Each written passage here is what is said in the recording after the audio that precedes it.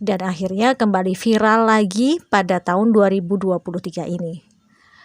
Mbah Jum seorang tunanetra yang berprofesi sebagai pedagang tempe.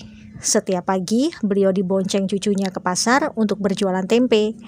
Sesampainya di pasar, tempe segera digelar. Sambil menunggu pembeli datang, di saat pedagang lain sibuk menghitung uang dan ngerumpi dengan sesama pedagang, Mbah Jum selalu bersenandung sholawat. Cucunya meninggalkan Mbah Jum sebentar karena ia juga bekerja sebagai kuli panggul di pasar itu.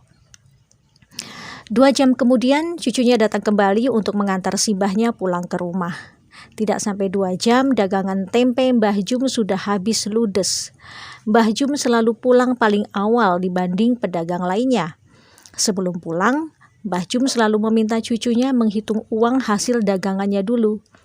Bila cucunya menyebut angka lebih dari Rp50.000, Mbah Jum selalu minta cucunya mampir ke masjid untuk memasukkan uang lebihnya itu ke kotak amal. Saat saya tanya, kenapa begitu? Karena kata Simbah, modal Simbah bikin tempe cuma 20.000, harusnya Simbah paling banyak dapatnya ya 50.000. Kalau sampai lebih berarti itu punyanya Gusti Allah, harus dikembalikan lagi. Lah, rumahnya Gusti Allah kan di masjid, Mbak. Makanya, kalau dapat lebih dari 50.000, saya diminta Simbah masukin uang lebihnya ke masjid. Loh, kalau sampai lebih dari 50.000 itu kan hak Simbah. Kan artinya Simbah saat itu bawa tempe lebih banyak toh? Tanya aku lagi. Enggak, Mbak. Simbah itu tiap hari bawa tempenya enggak berubah-ubah. Jumlahnya sama. Cucunya kembali menjelaskan pada saya. Tapi kenapa hasil penjualan Simbah bisa berbeda-beda? Tanya saya lagi. Begini, Mbak. Kalau ada yang beli tempe sama Simbah, karena Simbah tidak bisa melihat, Simbah selalu bilang, ambil sendiri kembaliannya. Tapi mereka para pembeli itu selalu bilang, uangnya pas kok Mbah, nggak ada kembalian. Padahal banyak dari mereka yang beli tempe 5.000, ngasih uang 20.000. Ada yang beli tempe 10.000, ngasih uang 50.000. Dan mereka semua selalu bilang uangnya pas, nggak ada kembalian. Pernah suatu hari, Simbah dapat uang 350.000. Ya, 300.000-nya saya taruh di kotak amal masjid. Begitu penjelasan sang cucu. Saya melongo terdiam mendengar penjelasan itu.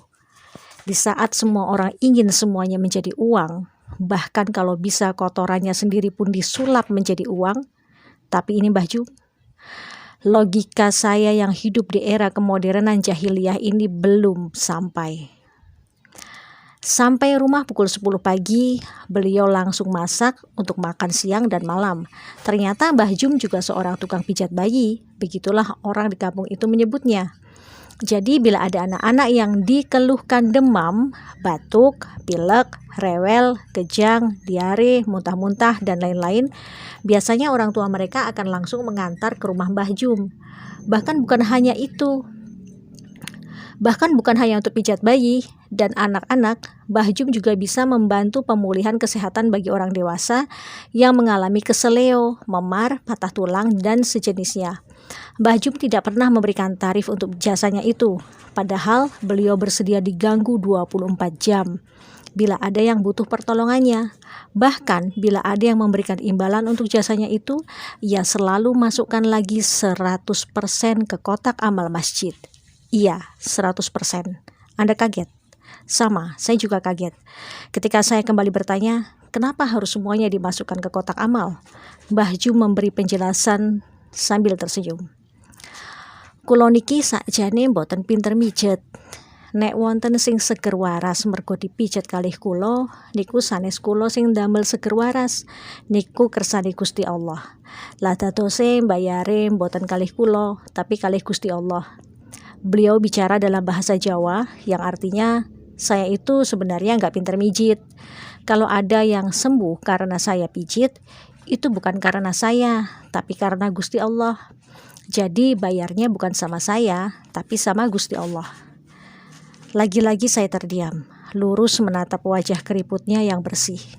Ternyata manusia yang datang dari peradaban kapitalis akan terkaget-kaget saat dihadapkan oleh peradaban sedekah tingkat tinggi macam ini, di mana di era kapitalis orang sekarat saja masih bisa dijadikan lahan bisnis.